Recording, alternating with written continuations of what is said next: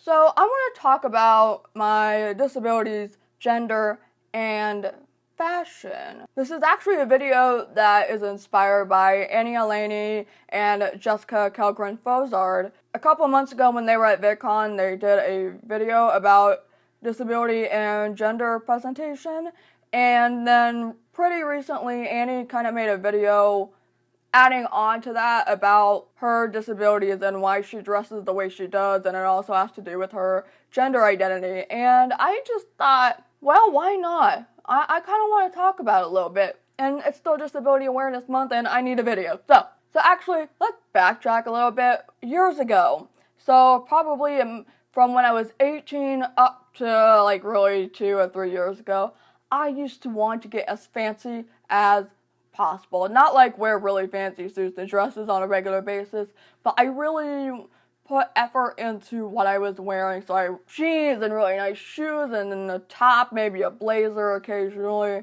And even if I was just going out and running errands, that's what I would wear. And this was kind of the same when I was doing makeup on YouTube. I was wearing makeup regularly, and I just wanted to look really dressed up. Now, a couple years ago, I was also going to the bookstore, to the cafe regularly, so I just wanted to look like really put together and look professional. But now I've really been laid back on that type of thing, and I don't think it's just because of disabilities, but it does kind of play a role, I guess. So when it comes to disabilities, I'm deaf and I have chronic pain. Deafness doesn't really have much to do with my fashion at all, so let's just ignore that part. But the chronic pain part, a lot of back pain, a lot of shoulder pain, head stuff, really big migraines. So I don't like wearing tight clothing anymore. So like bras, the tightness of bras, I don't really have a whole lot going up here anyway, so that's one big reason why I never really worried about that, to be honest. But if I'm wearing tank tops, and I typically wear like men's tank tops because they're looser, there's that big hole that happens in the sleeve area here. So, I would be wearing really like somewhat tight sports bras because, well, they are on the tighter side no matter what. And that really does hurt, so I don't wear them as often. So I've also just really moved on to like big t-shirts like this. And it's really loose and it's easy to get on. I've had problems with putting things on, or actually, you know what? Putting things on seems to be somewhat easy, but then taking it off is a struggle for some reason. I don't really understand it. And it just makes things hurt really, really badly. And then when things just get too tight and it's difficult to move around, I just don't like it. With jeans, my legs get all messed up and I don't like it. I don't really like wearing shoes like sneakers and socks anymore because I banged up my foot last year, and ever since it's been considerably swollen. It goes up and down depending on how much salt I eat. Oops. And, well, I have a permanent fat foot that doesn't really fit into my shoes much anymore, and that makes it very uncomfortable and difficult to walk. So I've been wearing more flip-flops than ever, and now that it's getting colder, I am not happy. So yeah, really loose clothing that's like, I'm like this size, right? Really, if you pull this all the way back, I'm that size.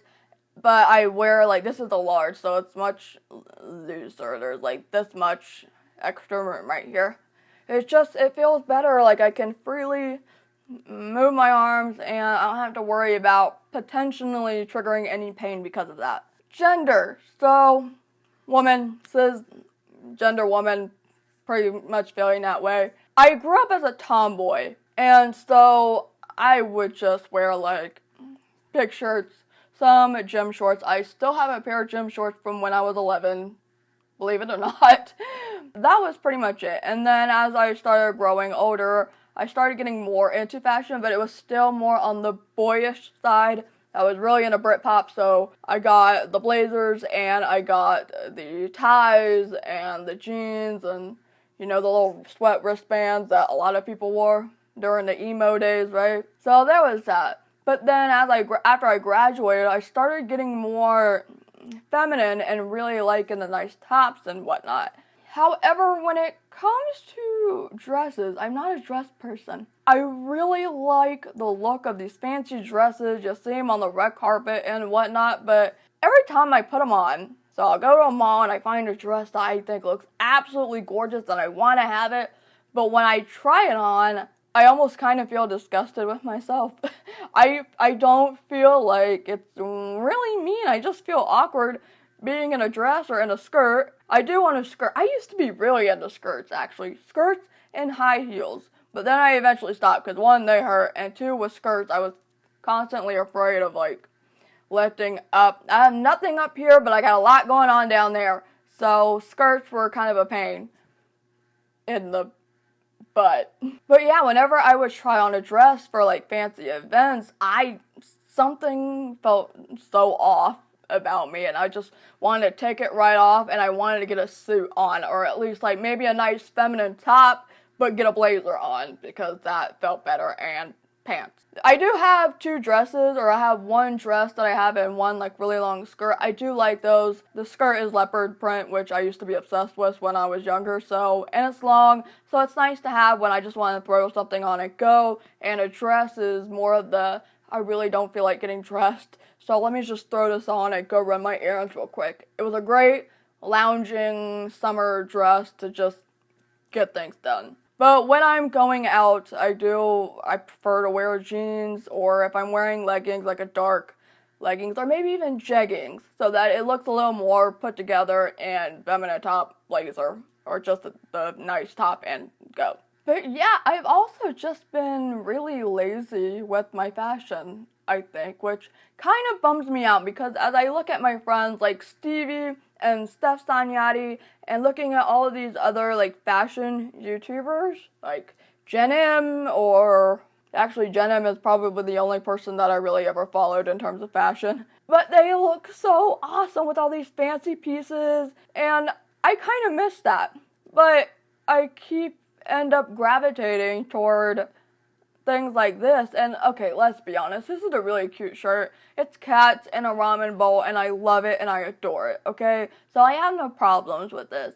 But I do miss just getting really together. But I also think part of it is just because I'm at home all the time. I don't go out very often. I don't go out to events that often. So I feel like, why bother putting in the time to really get together, even if it's like filming for a video. Like, I'll do this, but then I'm pretty much wearing the YouTube uniform, put on a shirt, and then, well, let's be honest, sometimes I just film in my underwear, and sometimes I actually put on pants, but a lot of the times it's just in my underwear. But that's the YouTube uniform. Put something decent up here, and then below is pajamas or anything else. So yeah, hopefully you learned a little bit about, like, disability fashion, gender fashion, how they kind of merge together. I really didn't even think about this until I was watching those two videos. In the description box, I will link below the video with Annie and Jessica and Annie's video, so you can learn a little bit more and get a few more perspectives. And of course, you're welcome to leave your own stories down below if you feel like this is something that you can relate to. And now, before you go, if you haven't, consider being a pledge on Patreon. It's a great way to support your favorite creators' content. From me, you get perks like music playlists, written pieces you won't see anywhere else, and pen pal letters if you go up high enough. And I will see you later. Bye!